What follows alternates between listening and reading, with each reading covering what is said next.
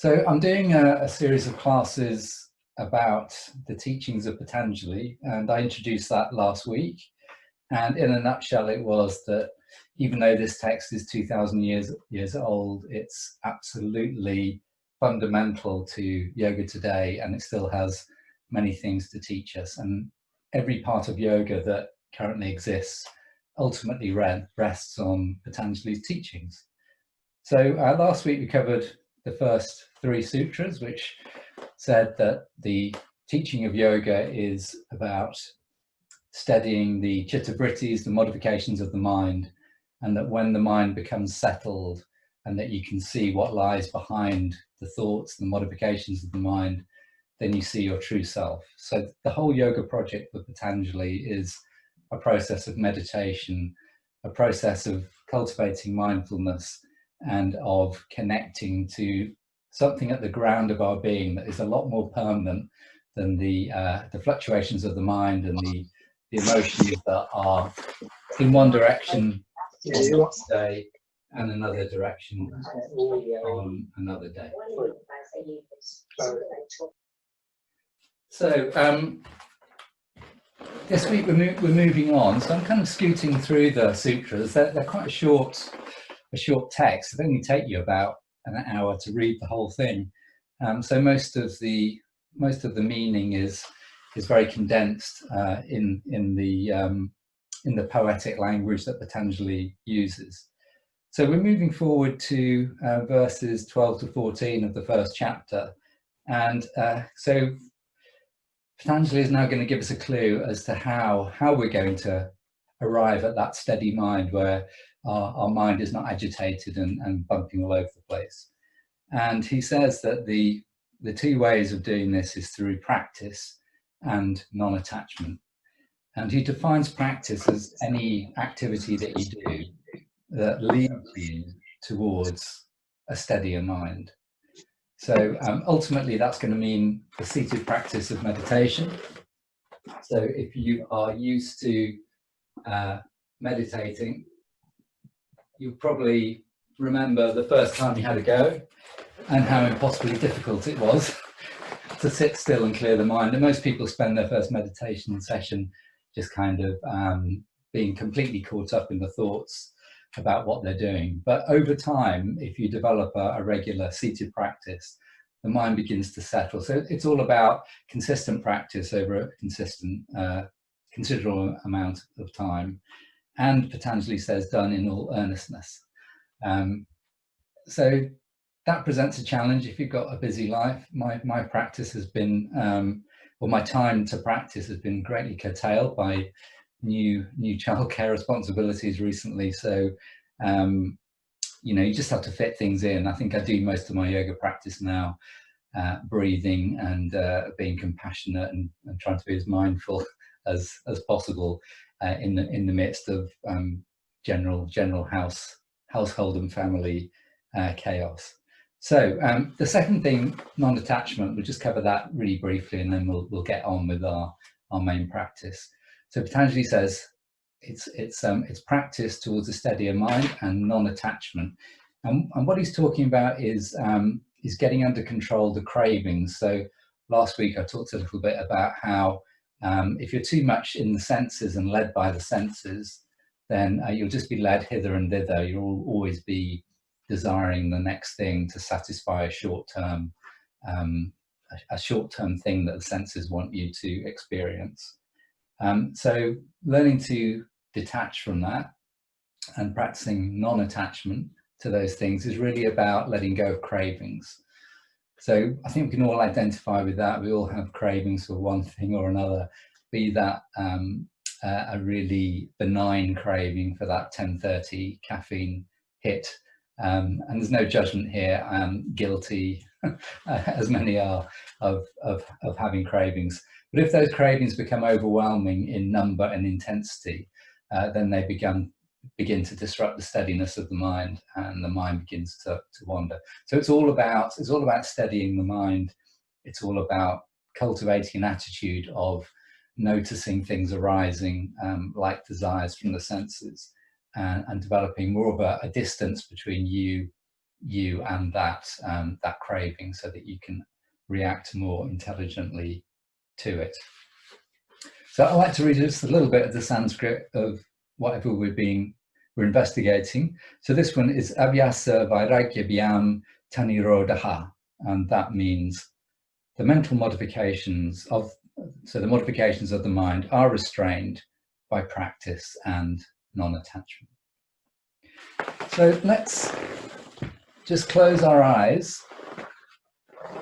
And if you don't like closing your eyes, just have a downcast gaze and sit in a nice upright position, either on the mat or on a chair.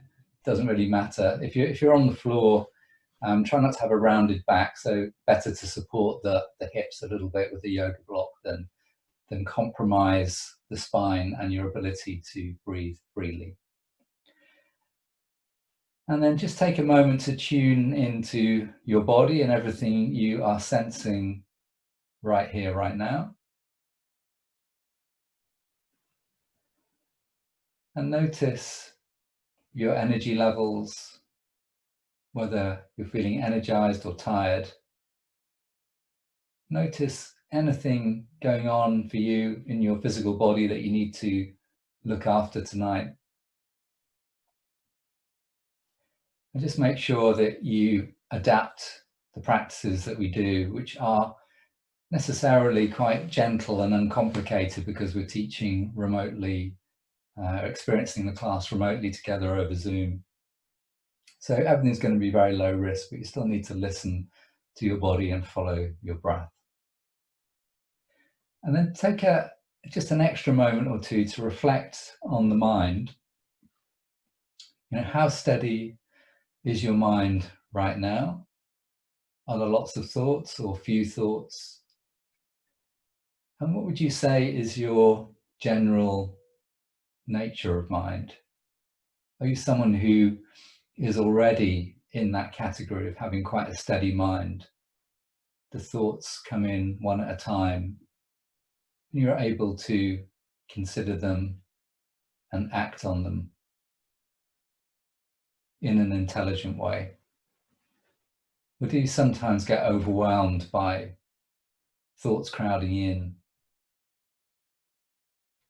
And in particular, just reflecting on what might be our own cravings, both good and not so good, and thinking about strategies that we might employ, such as simply breathing, witnessing, observing those cravings in order to put them into a slightly different context, so that we experience them as something that arises in the mind, that we have a choice about whether we want to respond to them or not, rather than simply the craving comes and it must be satisfied immediately. And then we're going to move into the breathing practice we're using tonight, which is a Samavriti rhythm. So a very simple idea of having an equal inhalation and exhalation. And we'll start by counting the breath. And then when we're in our practice, we'll just try and have that sensation all through the class that your inhale and exhale are roughly balanced. And this is tying into the steadying of the mind, finding a balance in the mind, and also leading to our main posture tonight, which is a modified balance using a chair or a wall for support. So just keeping the eyes closed a little while longer and breathing in and out through the nose unless the nose is blocked. And as you breathe in, simply count slowly to 3. And as you exhale, count slowly to 3. Inhale, 1, 2, 3. Exhale, 1, 2, 3. If you have plenty more capacity, if that's very comfortable, we're going to move on with the count a couple more times. But as soon as you feel you've reached a comfortable fullness of breath, that's where you need to start. And of course, if you're counting a bit more quickly than others, you'll have a higher count, but you won't necessarily have a longer breath. So inhaling 1, 2, 3, 4. Exhaling 1, 2, 3, 4. And just continue with that pattern of equal inhale and exhale for another 3 or 4 breaths, moving the count up or just finding that sensation of evenness and fullness of in-breath and out-breath.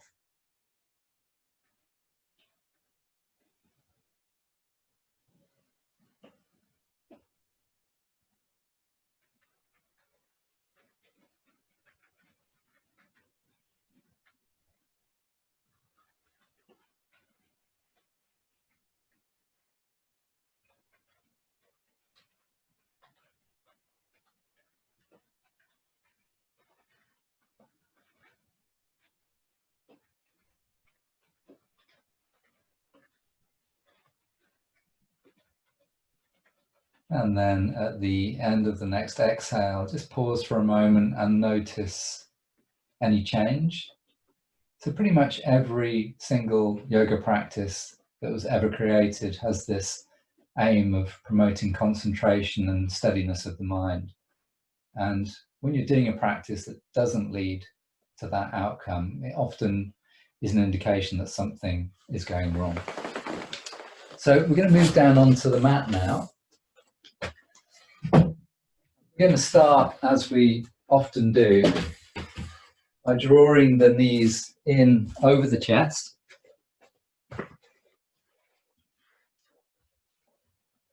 And just taking a few moments to allow the back to release by rocking it from side to side on the floor. Now beginning to roll the head the opposite way to the knees, keeping a really slow rhythm of movement, like the slowest setting on a metronome. And notice I've got a yoga block under the back of my head. You really want to feel that there's loads of space in the back of the neck. The forehead is at least level with the chin, if not a little bit higher. And then the neck will rotate and become free.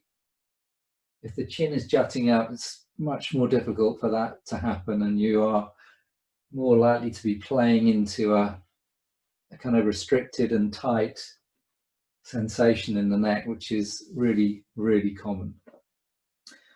So we're going to take the feet down.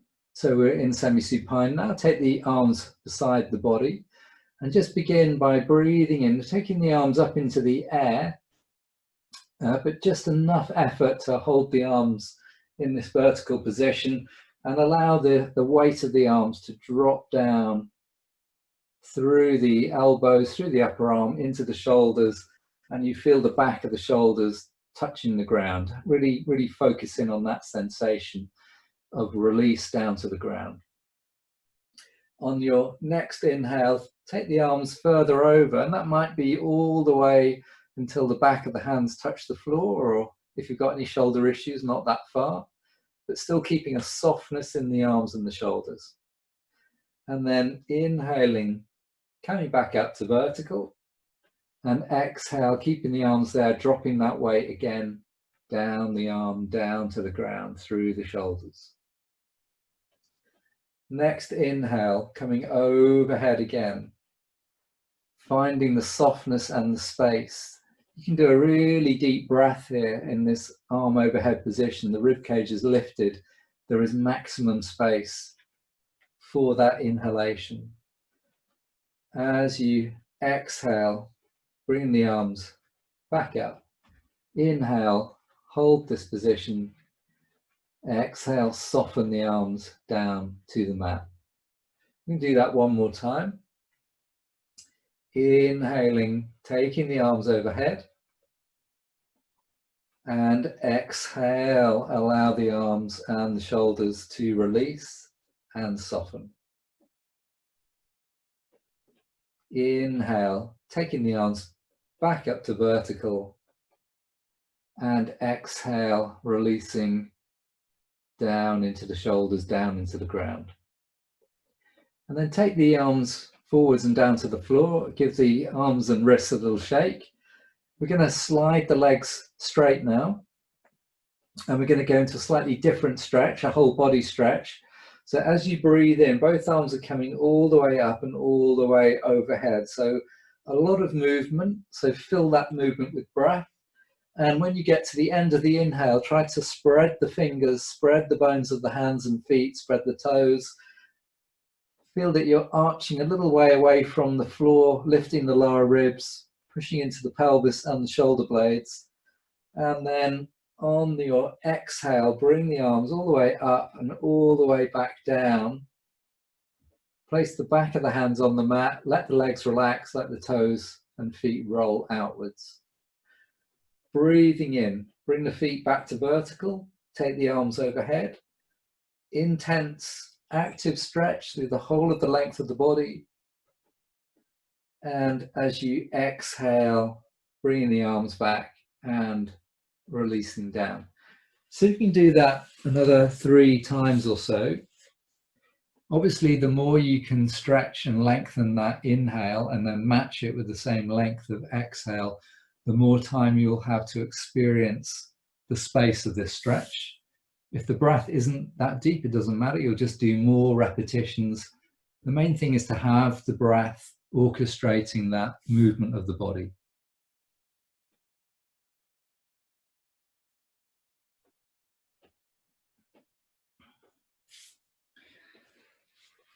And then let's just do one more if you're still working. So one more big stretch and a long exhale, coming back and just softening the body for a moment. So that stretch has really put some length back into the spine. There's some compression during the day, which makes the spine a little bit shorter. So we're perfectly prepared now to do a little bit of spinal twisting. I want to come into this in a slightly different way. So we're going to start with the arms out at shoulder height and the knees in over the chest. If you've got any lower back issues or any weakness in the core, you're going to do quite a contained movement. So you're just going to feel that you are rocking the legs from side to side. And if the legs were a clock face, you're just kind of going from 12 o'clock over to 2 o'clock to the right, and then back to 10 o'clock on the other side. As you do that, because the legs are quite heavy, because the feet are lifted off the mat, you're probably already feeling that you're using some muscles here around the sides of the body. These are the obliques, the internal obliques, the external obliques. So what we want to feel now is that we are just beginning to find a comfortable range of motion here. So if all is well, there's no problems in the lower back. Perhaps you're going to 230, going a little bit further, and you are controlling this movement with this soft, again, metronome-like movement. And then we're going to come into a twist. So this time coming over and use the arms as a little bit of support here to control the legs, and just keep taking the knees over until you feel the opposite shoulder beginning to feel light. It's about to lift off the mat. At that point, you drop the feet down. Extend through the arms, roll the shoulders back and down, press the shoulders down towards the ground, and then roll the head, turn it to look the opposite way to the knees. That's going to be really releasing for the spine. And hold that position. So knees have gone to the right, head's gone to the left. Doesn't really matter if you've done the other side. And now you're just going to hold this for 3 of these equal deep breaths. But it's going to be on the exhale that you will try to manifest the softening and the feeling of dissolving any restriction in the spine that is preventing you from entering a slightly deeper twist.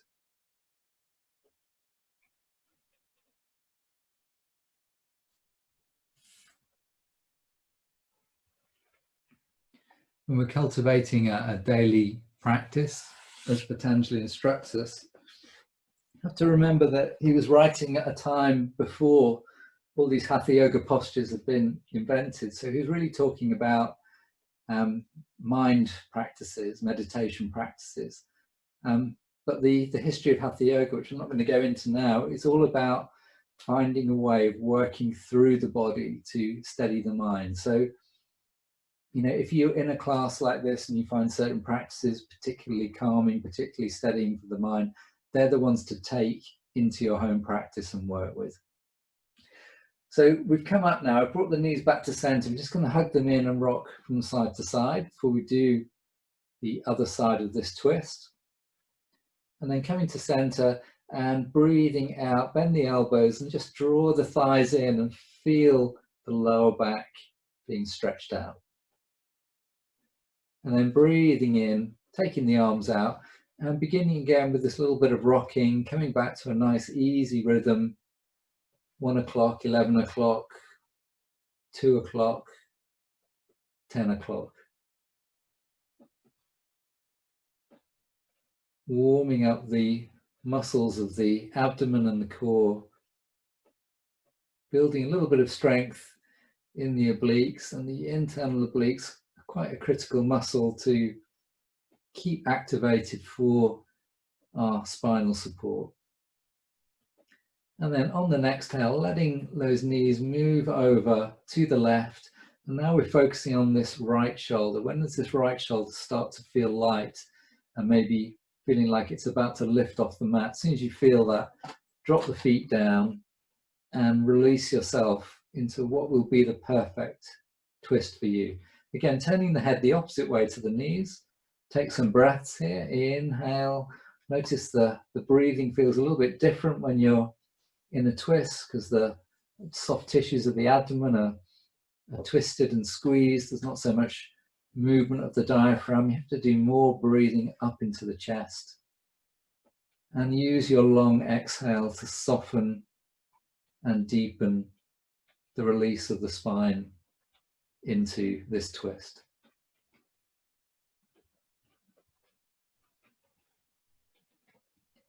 Some of the cravings that Patanjali talks about, and we'll release now, bring the knees to center, take a little rock from side to side.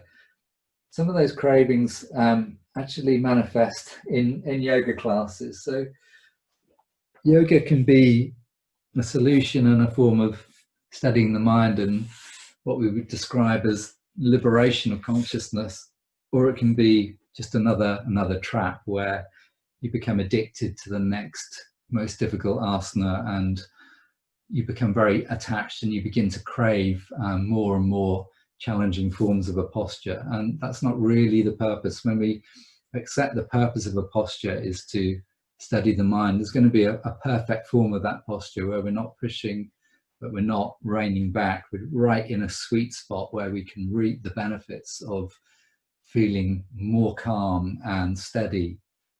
And yet we're still working the body and working on all those physical gains that we get from an intelligent yoga practice as well. So what we'll do now is a little bit of coming into backbend. So if you have got a block or a blanket under the head, just take that away.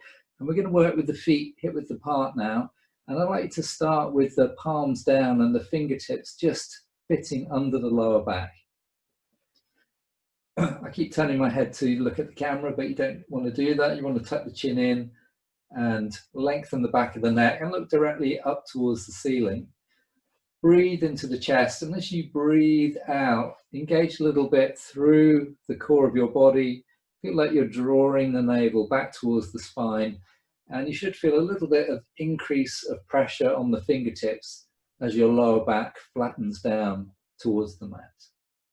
And as you breathe in, just let the front of the pelvis lift slightly to create that lumbar arch space. So maybe just exaggerating that a little bit, and exhaling, draw the tummy in. So we've got a little bit of pelvic rocking going on here. Inhale, lumbar arch. Exhale, flat back. And now for the next two, you can work these core muscles as strongly as you want. So if you really if you really want to feel that you're working this area, draw the navel to the spine as strongly as you feel you can, and really press that lower back down to the ground. There's nothing that's going to get strained here. All you're doing here is building strength in key muscles of spinal support. And then we'll do something a little bit more subtle now. On the next exhale, feel that the lower back becomes flat, but do that with the minimum amount of engagement here through the abdominal wall. And then see if you can take a couple of breaths here where the inhale and the exhale, the lower back remains flat on the floor, and it's the same even pressure whether it's inhale or exhale. And then maintaining that, stretch the arms out, palms down. And as you breathe in, pressing through the feet, peeling up the tailbone, the back of the pelvis, the lower back, just allowing as much spine to come up as you feel is comfortable for you. And when it's time to exhale, reverse that movement and roll the spine down. Do that little pelvic tuck so the back of the sacrum touches the mat last of all. Keep this subtle drawing in the tummy. Lower back is still flat throughout. Breathing in, lifting the hips, and breathing out, rolling down the spine. So I'm going to offer a couple of options here. Just keep going as I talk.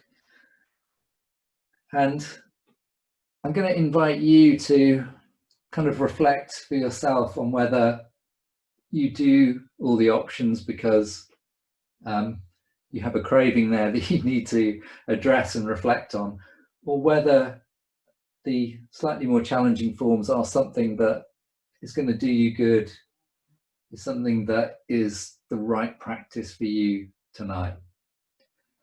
So on the next inhale, as you lift the hips up, also lift the heels. That's going to take you a little bit higher, and you can now press the shoulder blades down into the mat and feel that you've got some more height in the spine. And then as you begin to exhale, take the heels down first and then roll down the spine. So doing that once more, breathing in, hips float up, and then the heels lift to take them that little bit higher, and then exhale, heels down and roll the spine down. And then last variation, keeping the heels lifting, I'm going to take the arms overhead, pelvis coming up, heels lifting, arms overhead. This is our peak practice. Exhale, heels down, roll the spine down, bring the arms back beside the body. And two more of those if you would like to. We might be simply doing the simple version of lifting and rolling down the spine. So take your time to finish the last one of those and then draw the knees in over the chest. Take a little rock from side to side to release the spine. And then we're going to grab hold of a yoga belt and just do a little leg stretch that has become a favorite of mine, which I seem to be teaching most weeks in this class at the moment.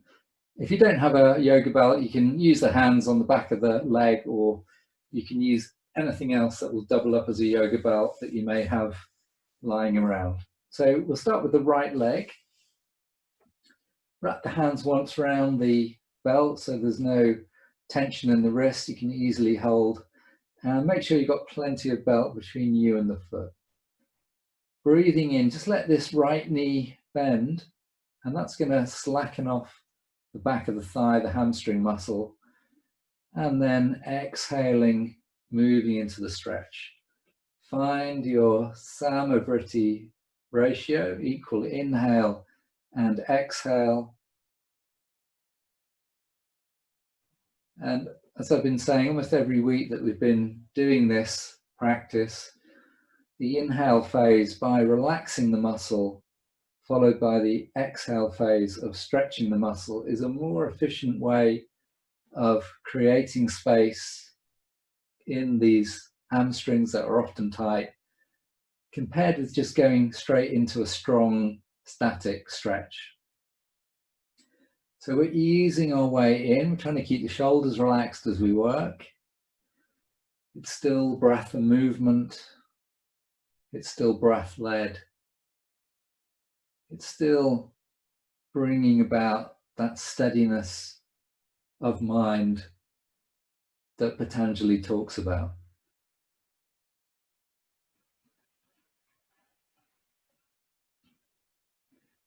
And then at the end of the next exhale, we are just going to hold this stretch.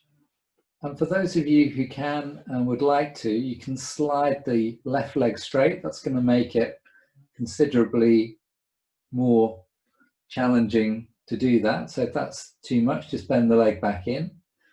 And if you're quite flexible, you may find that this leg is beginning to track in towards the body.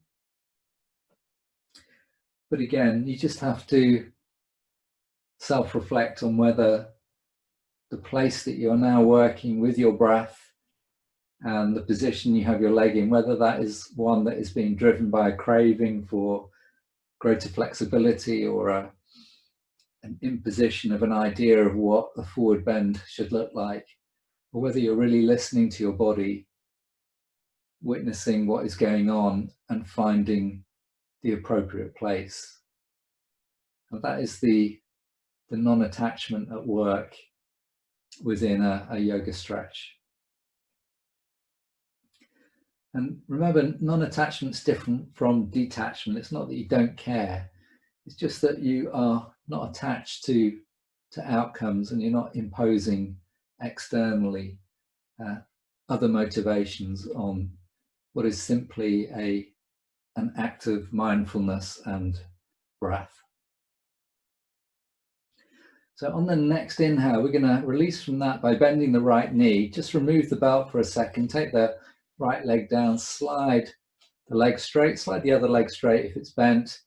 Just take a moment here to let both legs relax and really notice the difference between the right leg and the left leg.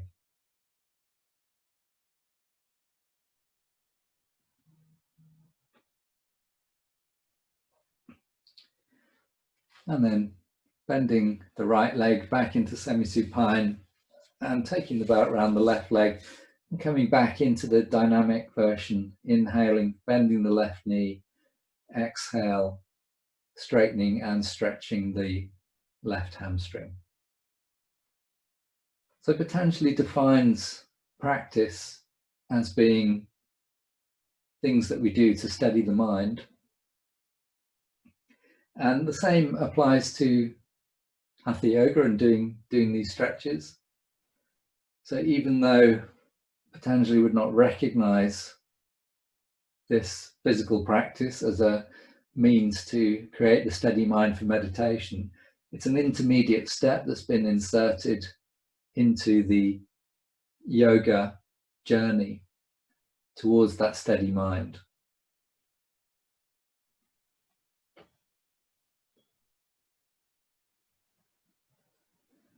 And so we want everything that we do to support that ultimate goal.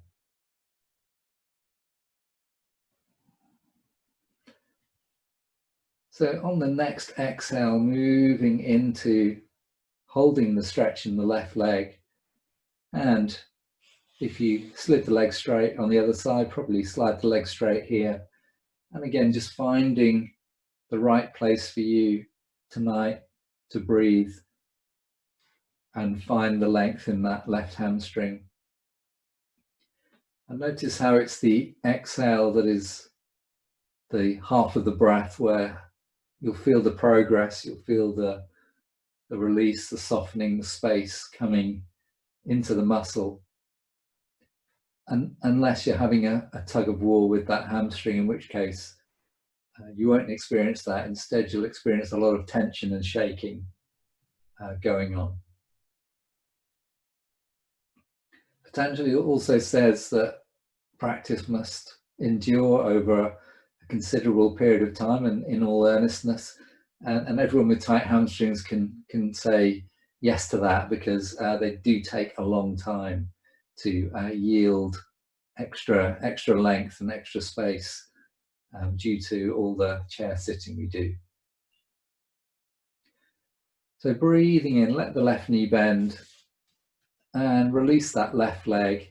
And again, just come into a moment of softness and stillness and notice the sensations in the leg, the release, the space. In some ways, the steadiness of the legs compared with the tension that may have been in them before. Very good. So we're going to bend the knees now and just roll onto our side and make our way up to coming onto all fours. And we're doing the cat. If you know the cat and you're okay to do it, as we might say, on the mat, the cat on the mat, then just go ahead.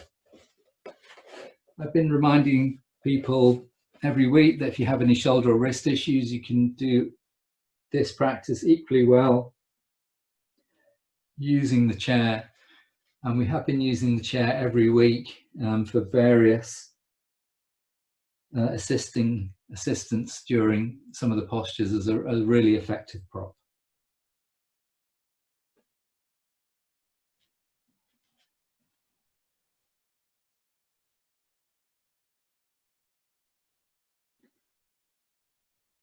Try to feel the whole of the spine is engaged in this undulating movement.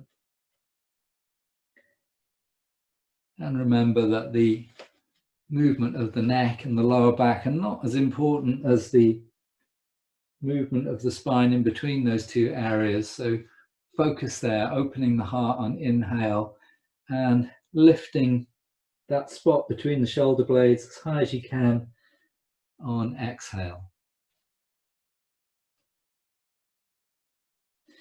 And then we're just going to take a moment's rest. If you're not using a chair, you'll just rest on the back of the hands. Or if you're using a chair, do the same, but a bit more space just to rest the hands on the forehead near the edge of the seat.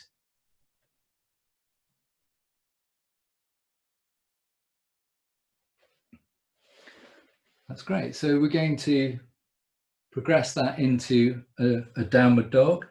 We'll do a dynamic version and then we'll do a static version. I'll show you the dynamic version from the mat. Then I'll also show you the version using the back of the chair. Again, for those who may not wish to take all this weight through the shoulders, or for those who may have high blood pressure or other reasons not to take the head below the heart. So with the hands slightly in front of the shoulders to decrease the wrist angle, spread the fingers, really try and make the hands feel like they're as effective as feet at bearing the weight.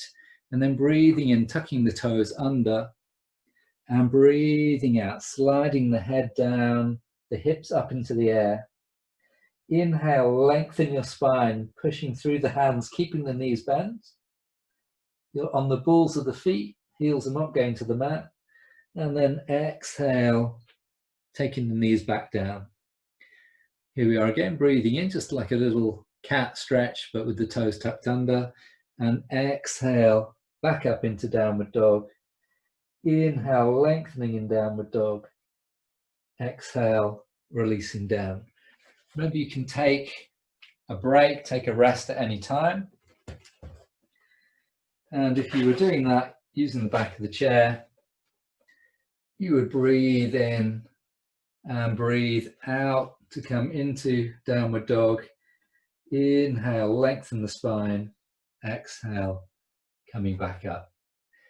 Inhale, exhale, inhale, and exhale. Very good. So to hold the downward dog, maybe just take a resting pose, take the weight off the wrist for a moment, sit back on the heels, give the shoulders a lift and roll, give the wrists a little shake. And just while you're doing that, I'm going to show you something that I like to do with the downward dog when we're holding it. So when you have come up into the pose, shift most of the way into the left heel, the left foot, and that might mean that you are taking a stretch now and moving this left leg towards straight, and that's going to free you up to be able to go backwards and forwards over the toes of the right foot. And then when the toes are curled over, you can rotate the heel from side to side, and that's a lovely toe releaser and toe stretch. And then doing the same on the other side and from side to side. So coming up to do that, and if you are avoiding head below heart, you can do exactly the same in your chair version, just taking the foot back a little bit beyond the standing leg and doing a little bit of that work into the feet. That's going to help us a lot when we get to the balancing pose that we're going to do shortly.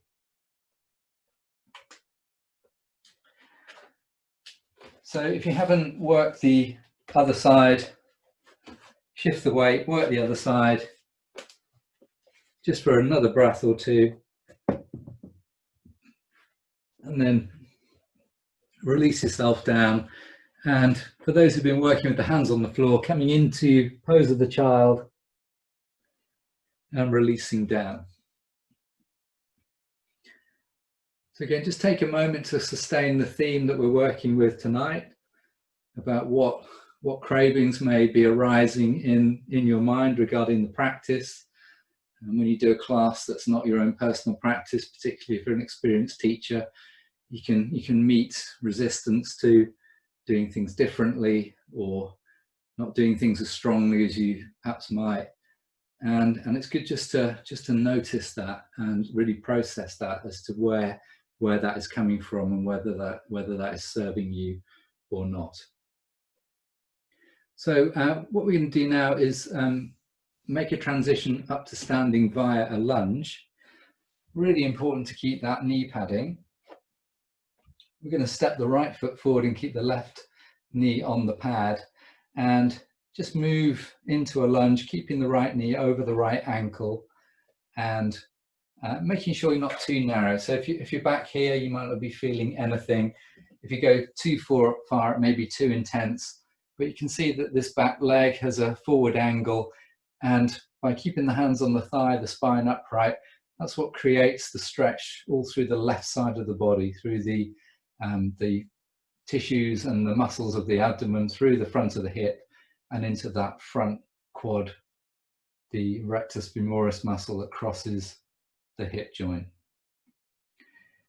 Remember that if you have some joint problems, we've been doing this regularly, make sure the chair is stabilized. I've got it against the sofa here, and you can do this lunge, I would say, even more effectively by using the seat of the chair like this, and really take away all the loading of weight into the knee joint, and the knee doesn't really like weight going through it, so that's a good thing.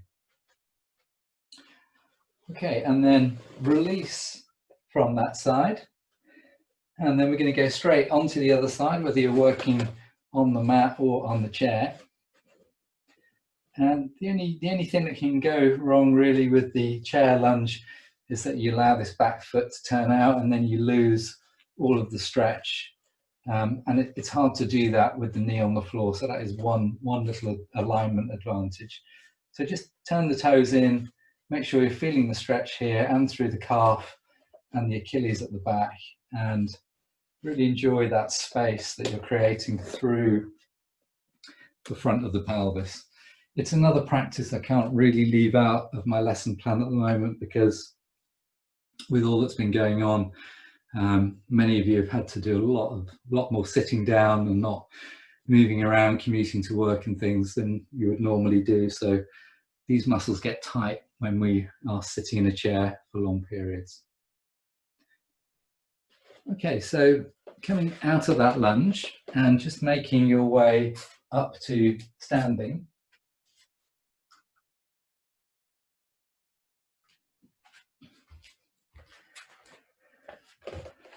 So in a minute or two, you're going to need something to grab hold of. Could be the back of the chair, or it could be a nearby wall. But before we do that, just come away from your support. Stand with the feet slightly wider than hip width apart. Bring the palms together in front of the chest, and we'll just do a little bit of wrist rotation. So going one way and then the other, rolling around the outside of the palms, gives the wrist a nice range of motion. And if you draw the wrist down so they're level with the elbows, that's quite a good stretch through the heel of the hand. And similarly, if we take the back of the hands together, then we get the stretch in the other direction. And then give the wrist a little bit of a shake. Bring the palms back together.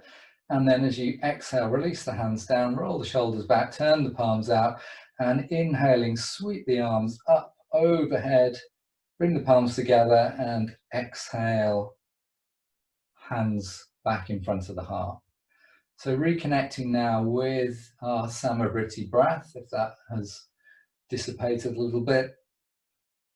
And because we're making a circle, half a circle with each arm, we can really divide the breath perfectly. Here's the inhale until the palms meet, and the exhale as the palms come down the center line of the body. For those yoga teachers amongst you, it won't be lost on you that this is a kind of little neat representation of the breath and energy overlapping in the yoga tradition. And that one of the aims of hatha yoga is to concentrate energy and breath in the spinal channel. So with our arms, we're kind of representing this gathering of energy, gathering of prana, and then concentrating it down through the midline of the body. And then release the hands.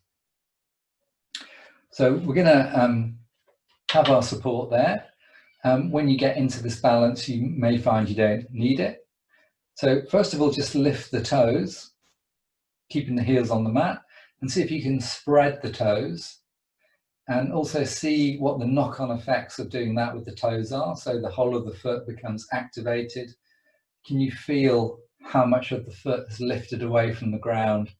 You are literally standing on 3 points, the heel and the two sides of the medial arch at the front of the foot, medial and outer arch, the 2 points, sort of base of the big toe joint, base of the little toe joint. And then exhale, relax the toes down, and inhale, shift the weight forward and hover the heels. So even by lifting the toes or lifting the heels, there's a chain reaction up through the legs. If you just use your fingertips, you'll feel that both the quads at the front, the hamstrings at the back, the core muscles are engaged. Everything is engaged all the way up. It's why balance is so effective at activating chains of movement, lines of movement through the whole of the body. And then breathing out, release the heels down, and just give the legs a little shake. So now we're going to, I've got the chair supporting my left hand, so I'm going to work on the right leg first of all, away from the chair. So just bending the knee and lifting the heel and staying on the toes. There's no weight going through the toes, all the weight is going through the left standing leg. Just draw up through the center of the body, feel the lower abdominals are drawing in, tailbone is lengthening slightly down towards the floor, everything is upright, shoulders relaxed, and the face is looking forward, but the eyes are just angling down towards some point of focus on the floor in front of you. You can just go this far. If you've got any doubts about your balance, you feel unsteady, or you feel there's a risk that you may fall, then you stick with a really simple balance. Otherwise, if it's okay for you to lift this right leg, we're going to lift the right leg and place the right hand on the right hip.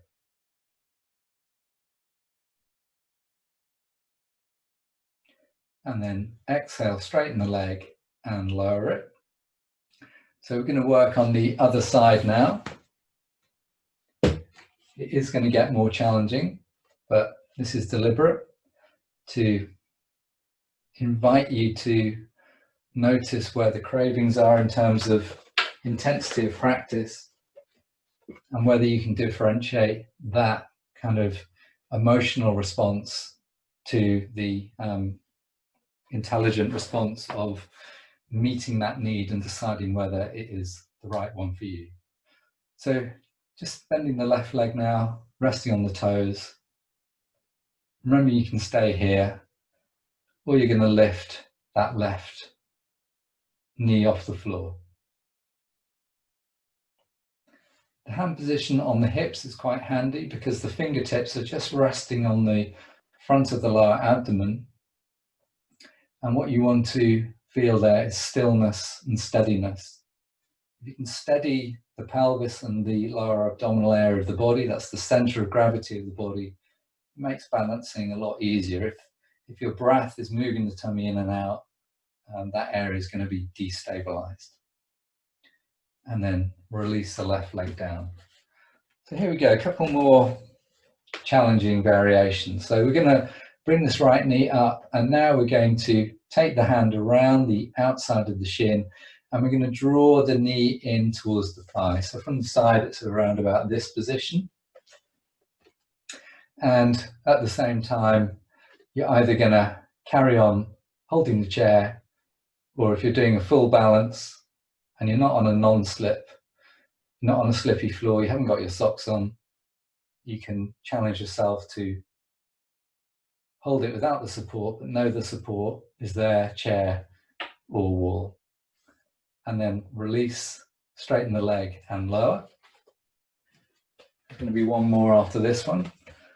So again, begin to mindfully think about whether this is going to be enough for you tonight. So around about here with this left thigh. Draw up, lengthen up through the crown of the head, find your gaze point, use the support or not, and breathe.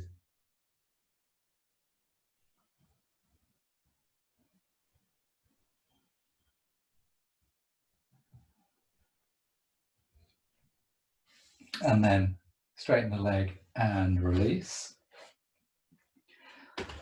So the last one will look a little bit more like the form of the pose. If you know this pose, which is Utthita Hasta Padangusthasana, so the hand's going from the outside of the shin to the inside.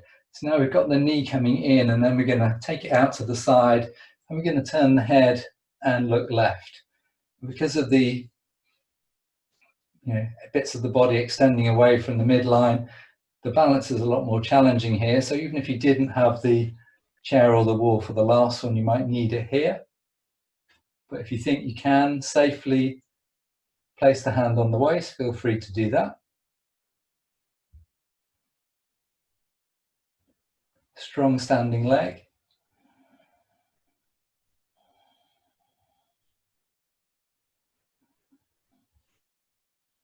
And then safely release, hand back on the support, bring the knee to center, hand to the outside, extend the leg forward and down. Well done if you did that, and well done if you intelligently chose not to do that. So doing the right practice for you is really the most intelligent thing that you can do. So we'll go straight into the left side. You know what you're doing now. Bringing the left shin in, opening the hip, turning the head the opposite way, and then using your support or not.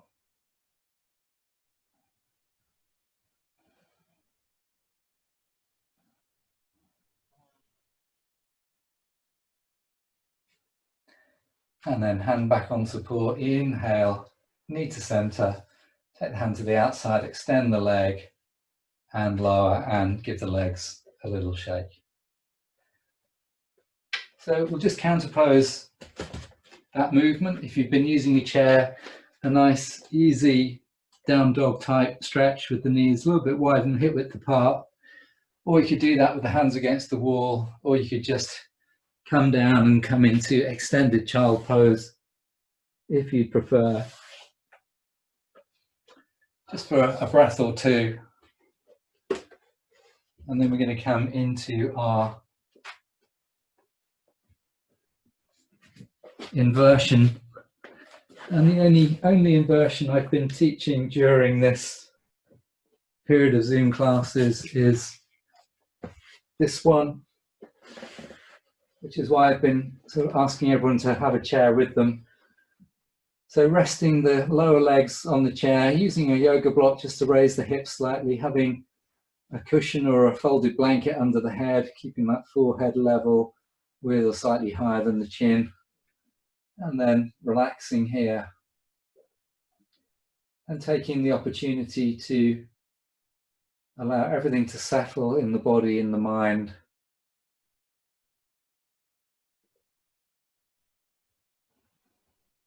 Re-establishing a really easy Samavritti ratio of equal inhale and exhale.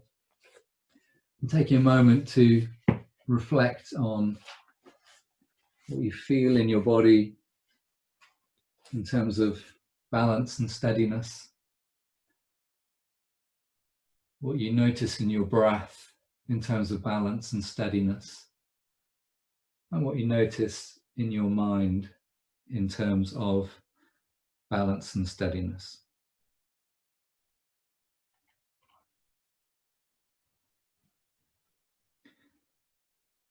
And then in the next breath or two, make a transition from this position down into relaxation.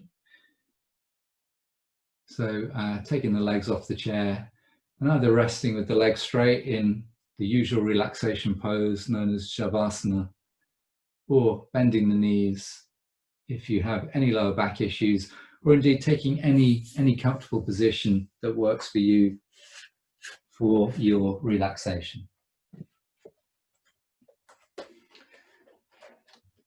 And once you are in position, feeling comfortable, allow the body to relax. And we're going to let go of the breath now. We're not going to worry about having that Samavritti ratio. We're just going to release the breath into its own natural rhythm, which may well be quite an equal rhythm due to the work you've just been doing through the class.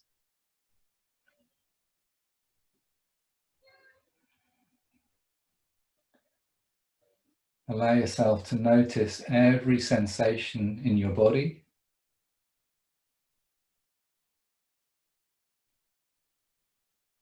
And as you notice every sensation in your body, we're going to treat that sensation as a piece of sensory information. And we're going to practice non-attachment towards it. So beginning with the whole of the right leg, noticing all sensations in the right leg, noticing those sensations in a really neutral way, without judgment,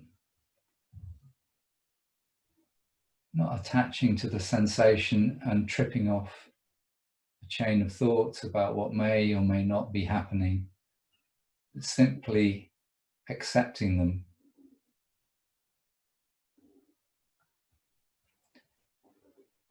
Hopefully they will be sensations of comfort and awareness,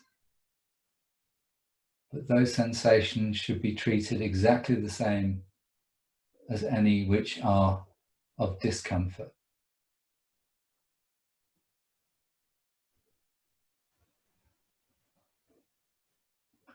If you want to, you can use a silent affirmation, which is, I am practicing non-attachment.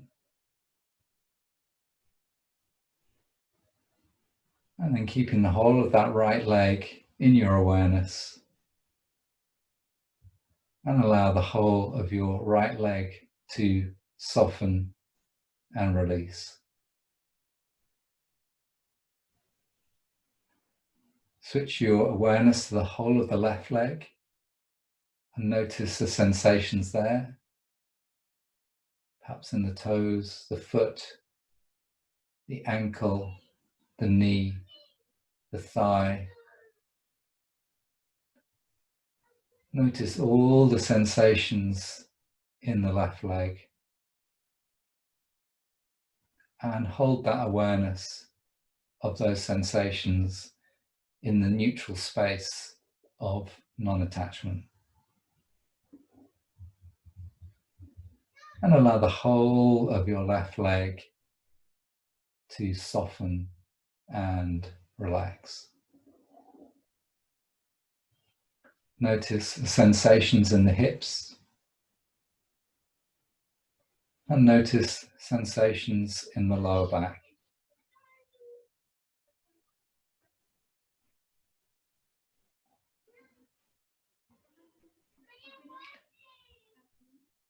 And if it's helping, continuing with that affirmation, I am practicing non-attachment.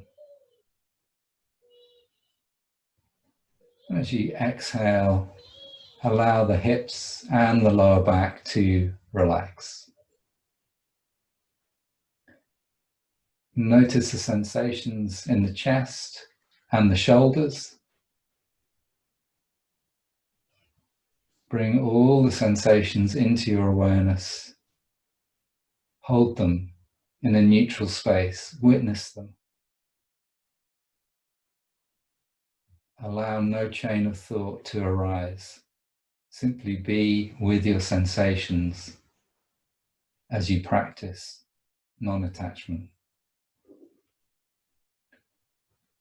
And allow the chest and the shoulders to soften and release.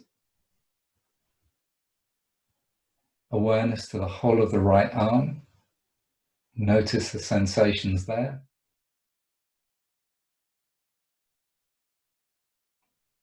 Be with the sensations. Receive them in fine detail.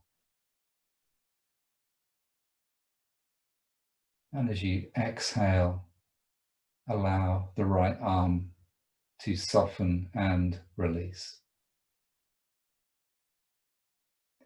Awareness of the whole of the left arm, noticing all the sensations there. Sensations in the left arm. And as you exhale, soften and release. And awareness to the neck, the head, and the face.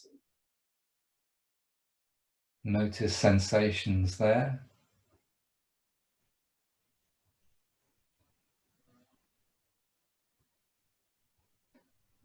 And as you exhale, allow the neck, the head, and the face to soften and release.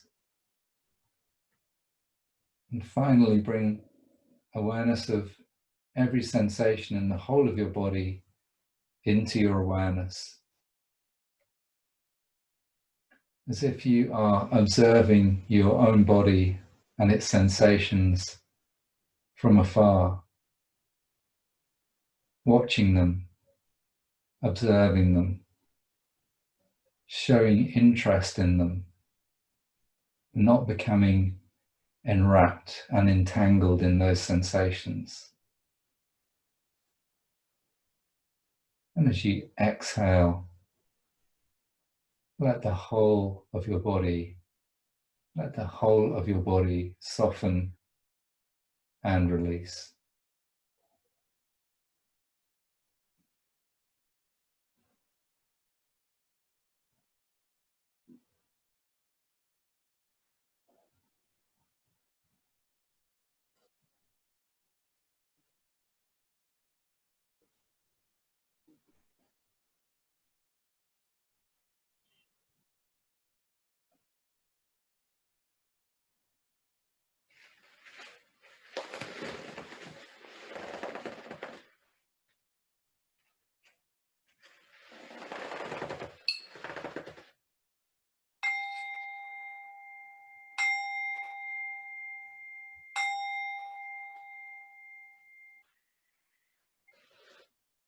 And now allow your breath to deepen and reconnect with your body by moving the fingers, wriggling the toes, and stretching into your arms and your legs in any way that feels good.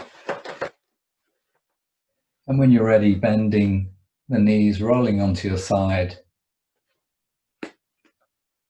and then making your way back up to a seated posture, either in the chair or cross-legged on the mat. We're going to finish with just a few breaths revisiting the Samavritti ratio. So eyes are closed or downcast, breathing in and out through the nose, using or not using Ujjayi breath as you wish, and finding this time just a feeling of equality between the in-breath and the out-breath. A feeling of balance.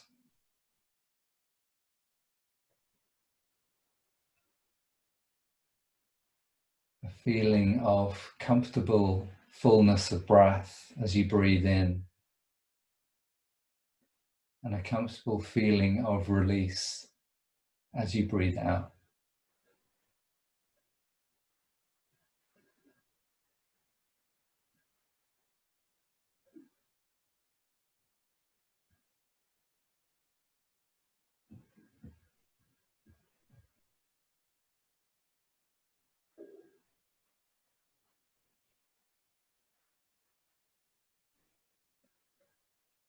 And then at the end of the next exhale, have a final check-in with how you feel in your body, breath and mind. And then when you're ready, blinking open the eyes. Thank you very much for joining class tonight. Have a great week.